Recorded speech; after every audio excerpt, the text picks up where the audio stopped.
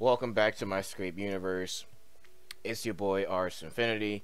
There's a lot of shit that I want to go over in this discussion video. I was gonna wait until Wednesday, but there is a lot of shit that I've been thinking about and I've been talking about with some of my boys.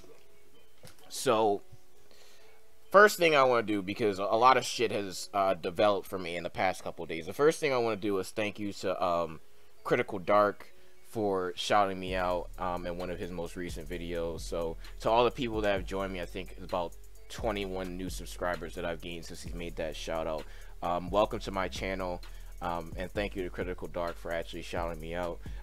In my channel section of the channel's part of my what is it? The channel's part of my channel. It should be a little channel section. The two people that I primarily watch is Critical Dark Anime and Black Enigma Anime. So if you guys want to subscribe to those two as well, if you're not subscribed to them already, you can go ahead and do that. Those are my two people that I watch the most to get perspectives from. The other guys I watch as well, but those are my two primary sources. So again, thanks to Critical Dark, and subscribe to those two if you want to. So now let's actually get into what happened last episode. So how I base my discussions is based off of the comments that I see. So if I miss something or if I got something wrong, I usually correct that in these discussions in case, I didn't pay attention to it or I didn't focus on it, which is the reason why I'm constantly watching other reviewers to get different perspectives, to see what I missed and what I had over what they had, stuff like that, just so that we have like a kind of like a meshing sort of I don't know how to describe it, but basically so that our ideas mesh into one bigger picture, if that makes any sense. So when I was going through the comment section, the first thing that I noticed that a lot of people were talking about the plot shielding, right? So I mentioned the plot shielding when it came to Vegeta, and I was going to bring up the plot shielding when it came to Jiren because it was very obvious that he fell way under the fucking ring, and then it seemed like he basically, like, it was almost as if he was flying all the way to the top. But the reason why I didn't bring up, and literally the only reason why I didn't bring it up, is because it's been happening so often that I already understand it, right? I understand the plot shielding is there, I get it. Like, they did it with, like, that's the reason why I brought it up in my my Asshole City rant. Like, I was like, hold on. I was like, 17 and 18 were falling for an awful long time, because there's a lot of if you watch this fucking arc, you'll notice that there are multiple moments where the minor characters get eliminated almost instantly, but then there are some characters that they're fucking falling forever, and then somehow they get back up to the top and they don't get eliminated until they fall like all the way down to the fucking bottom of the World of Void. And it doesn't make any fucking sense to me. It's just one of those things where, yeah, it's a ton of fucking plot armor. Would I take off points for it? I could take off -0.5 of the rating, but I was like, at this point, the episode was so bad, there's no point in me even putting more holes into it than I usually would. So I'm gonna leave it alone. I'll acknowledge that it was egregious amount of fucking plot armor for Jiren, which makes no sense considering how fucking overpowered he is. But I'm just at the point where I fucking accepted it. I just accepted it. It's just a part of life, and Jiren is overpowered as it is anyway. So anything this guy does, I'm just gonna be like, yeah, whatever, bro. Whatever. He's Jiren, bro. I can't even be asked to point out flaws and holes in this guy because he's just fucking broken for no reason. He's just the most generic, overpowered antagonist that you could throw into an anime. Not obviously the most overpowered, but he's like, he's probably in like the at least top 100 most overpowered anime antagonists that we've seen, or at least I've seen in anime thus far. So I did acknowledge that. So for people that were concerned that I didn't call it out, I noticed it, but it was just so stupid. I was just like, you know what, whatever, bro. He's Jiren. I can't be asked to fucking talk about this shit any further. The second thing that people were talking to me about was what happened with 17 and Gohan. So the thing was, when I saw the episode, it looked to me as if 17 had rebuked on his own plan. I didn't even pay attention to the fact that Gohan himself had stopped firing his Kamehameha, because people were like, well, Toppo punched him in the back. And I'm like, but he only punched him in the back one time. You know, if he punched him in the back repeatedly and he dropped his barrier, alright, cool. You know, that would make sense why he dropped his barrier, because of the pain, he couldn't focus, so he dropped the barrier. But he literally got punched one time, and he continued holding it up. But Gohan stopped his Kamehameha. So Gohan gets a fucking 2-4 in this fucking episode. Not only was he a little bitch that had to be protected by 17, but he couldn't even be asked to follow through with a simple task. Just keep firing your Kamehameha until they both go off the edge. And you couldn't even do that.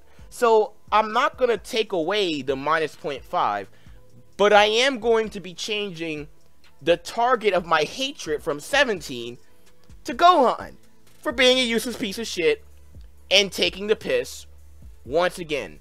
This character regression is getting really, really bad, guys. Like, it's actually getting really bad to the point that it's one of those things where you just can't help but notice it. Unless you're a fanboy, there's no way that you haven't noticed that characters like Vegeta and Gohan are regressing poorly in this fucking section of the arc. But I have a few notes for you. I have a few notes. I'm going to talk about it in a little bit. And there's a reason why I set the thumbnail the way I set it. And you're going to see in a moment. But before I go into that, there's one last thing that I said I was going to go into. Hopefully I can remember what it was. Let me think about it for a second. Because in case you don't know, for all people that are new to this channel, I legit don't script anything that I make. Nothing. Everything I make, completely unscripted. Not a joke. Every video, not scripted in any capacity. I don't like scripting my shit. It feels unnatural. So I don't script anything. So, what was the last thing that I was going to talk about? Yes. Now I remember what I was going to talk about. So the last thing that I noticed in my video, the third thing that I noticed, is that people kept bringing up, I said that Goku somehow got fucking ass pulled to be able to match Jiren at, what is it? He got, like, he started using more power than he's ever used in this fucking tournament thus far. Yet somehow Goku was able to keep up with him. And a lot of people kept saying, oh, well, Goku, they said the Saiyan's supposed to get stronger every time they fight. Zenkai boost, whatever, alright? So, here's the thing, because people don't seem to understand how Zenkai boosts work, right? How Zenkai boosts worked was basically the entirety of the fucking Frieza saga focused heavily on Zenkai boost, right? So, in order for you to get a Zenkai boost, if you're a Saiyan, you had to be either near death or get a fatal injury. Goku has not been near death this entire tournament, and he hasn't received, or unless you want to count that fucking, I guess, whatever, the fucking spirit bomb shit, and he hasn't gotten any fatal injuries. Unless, I don't know what you count as a fatal injury, but having extreme exhaustion and having low stamina doesn't count as a fatal injury. But let's say, or injury, sorry. Let's say, right, let's say for a second that both of those things are true. He received a fatal injury, right, and or he was near death.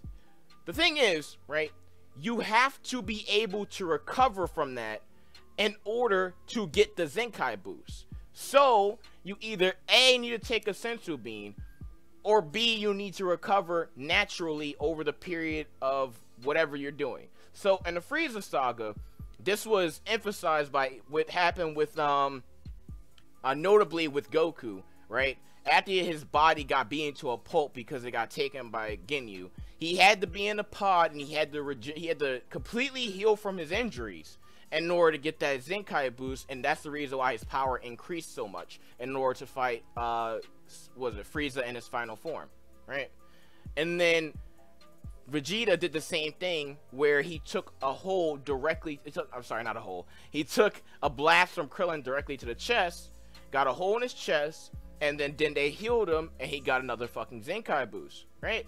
So, in order to get these Zenkai boosts, you have to fucking heal. That's the whole point. You have to heal, you have to recover. Recovering your stamina is not the same thing as healing, right? Goku has sustained many injuries in this fucking fight. But the thing is, he is not allowing himself to recover. He is constantly going from fight to fight to fight. You can't get Zenkai boost if you're doing nothing but constant conflict. You can't attain Zenkai boost that way, right? Some people were saying that, according to, I don't know where the people were getting this from, but apparently the people were saying that Goku and Vegeta can't get Zenkai boost anymore. I've never heard of that, so my assumption is they've always been able to continue getting Zenkai boost. That's the way that I've seen it. But I don't know, because logically it makes zero sense how Goku gained almost 20 times more power out of fucking nowhere and able to fight a more powerful Jiren than ever before. Like, he should have got fucking slapped when he fought Jiren once he increased his power to when he had that red aura. He should have got slapped hard as fuck. There should never been no trading of blows, nothing. It should have been just like what happened when he dropped his fucking, dropped his Super Saiyan Blue and he got dicked. Like, that scene where he got dicked in base should have been the entirety of their exchange from then on out. But that's not what happened. So, he got 20 times stronger at the bare minimum from when they last fought. Again, not how Zenkai boosts work. You can't get Zenkai boost through constant conflict and getting virtually no rest, because he hasn't, and he doesn't have auto healing, so, or self regeneration, whatever the fuck you want to call it. So there's no explanation for how he got Zenkai boost, and it's always been that way all the way since Z, right?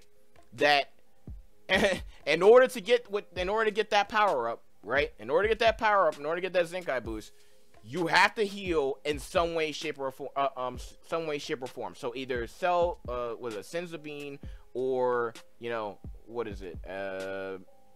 Like a healing chamber of some sort. So you gotta heal.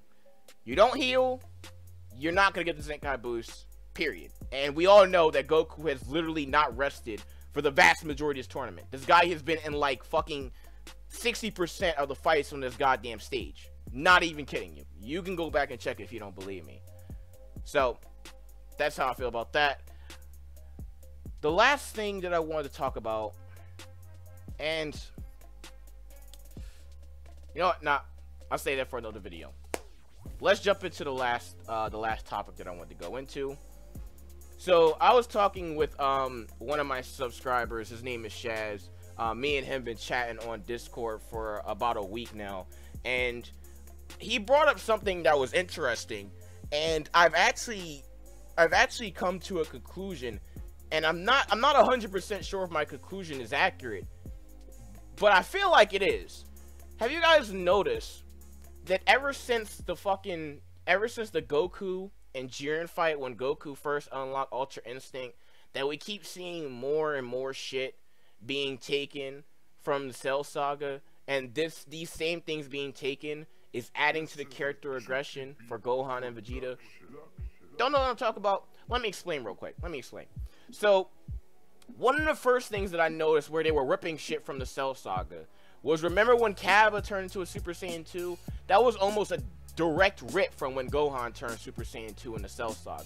Even when he was hitting Roly Poly Oly with his, what was it? I think it was the Final Flash. It was like the same stance that Gohan took when he fired his Super Kamehameha to challenge Cell's Super Kamehameha, right?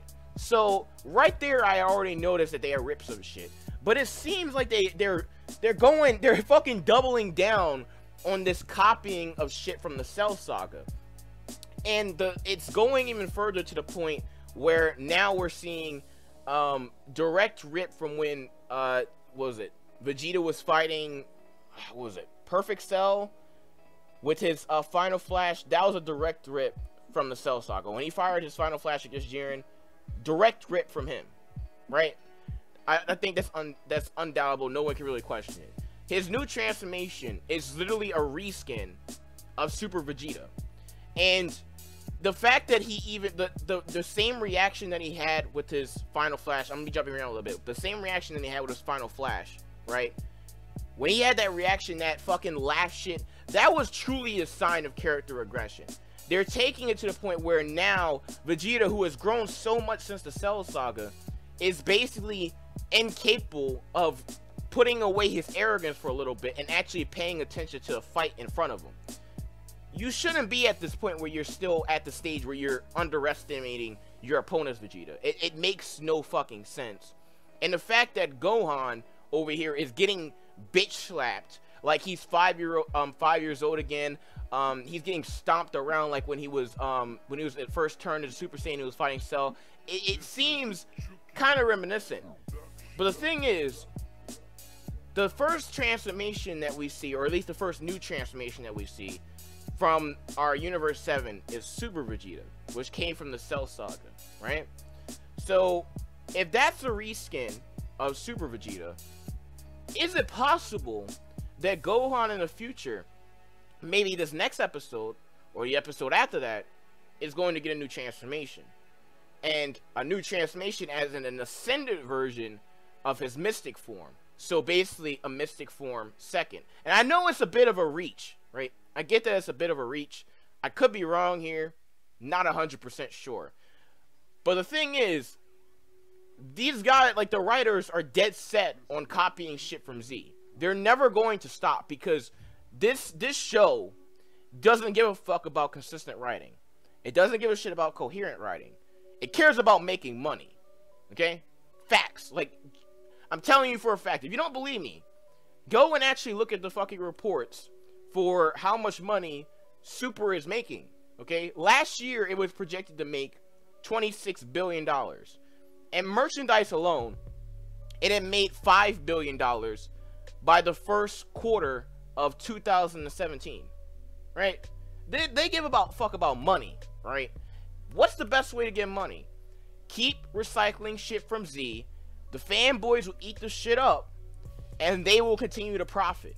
They don't have to make something that's coherent. They just have to make something that looks cool, and the fanboys is gonna think is cool.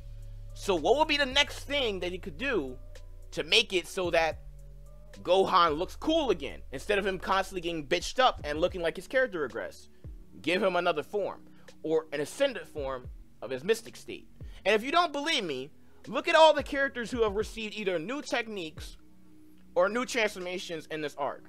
First it was Cabba, right? Cabba was getting dick the entirety of this arc. Then all of a sudden he gets a fucking transformation, and it looks very reminiscent of Gohan Super Saiyan 2 transformation. Now he's kicking ass, right? But then he gets eliminated. Let's take a look at Goku. Goku in Super Saiyan Blue was getting destroyed for the vast majority of this fucking tournament, right? He got embarrassed in Super Saiyan Blue a lot. Not only in this arc, but in the anime in general. But it really settled in this fucking arc. Especially the first time that he got when he got manhandled by Kale in Super Saiyan Blue, that was the fucking red flag right there. But it continued all the way into the point where he had to fight Jiren, and his Super Saiyan Blue Kaioken times 20 did nothing. And guess what happens? He gets a new state of being, which is Ultra Instinct. Now he has a new power, and now he's actually putting in more work and is more overpowered than he's ever been. Ever since that fight, now he has unlimited stamina like he's a fucking android, and he's basically infallible. Nobody can fucking stop him anymore, right? This guy has said he's low on stamina at least 3 times in this fucking tournament. He's gone Super Saiyan Blue at least 14 times. He's still up, right? Let's look at Vegeta. Vegeta wasn't doing shit for the majority of this tournament either. Cool? Finally, he gets this little bit of shine against Jiren, and he gets his ass beat, and then gets crispy fried like a fucking vegetable. Cool? Now, all of a sudden, he's getting a new transformation called Super Vegeta, and he's probably going to look like a badass, and he may or may not be infallible for the rest of this tournament. Who knows, right? We don't really know whether or not that's true or not. But as for what we've seen thus far, this guy is getting a new transformation, which means more likely than not, he's going to start throwing hands. So that's 4 characters already who have been getting their asses beat, and then all of a sudden, out of nowhere, they get a fucking transformation, and now they're either near infallible or they're literally infallible. Who's the last person who's been getting their ass beat this entire tournament? Gohan. Gohan has had 2 moments. 2 moments where he hasn't looked like a little bitch. The first was when he was fighting with Obani, and the second one was when they were fighting with Karina and Salino from Universe 6. Those were the only 2 good moments he had. In this tournament, he's gotten his ass beat by No Name Yardrat. He's gotten his ass beat by fucking some bootleg Inspector Gadget, right? And in his most recent episode, he got bitched up by Topo and had to be saved by 17. So who's the next person to get their transformation? Maybe Mystic second stage? Question mark, question mark. What do you think of my theory? Am I tripping? Am I going too far? Am I making reaches? Let me know what you guys think in the comment section below. Is there anything else that I want to talk about in this video? I think that I might be doing a new series on this channel. Probably something along the lines, I might call it Z Thoughts. Something like that. Basically where I go back to Z, look at certain perspectives of Z, and where I think there were errors made, in my personal opinion, in certain arcs. I might be making something on the Cell Saga arc, but who knows, right? I think that's probably going to be my next project, is working on that. Do I have anything else to talk about? Not at the moment. If I do, I'll get back to you. Yep, and that's everything I have to say for today. Hope you enjoyed the video. Again, welcome to my new subscribers. Your boy Ars Infinity is out.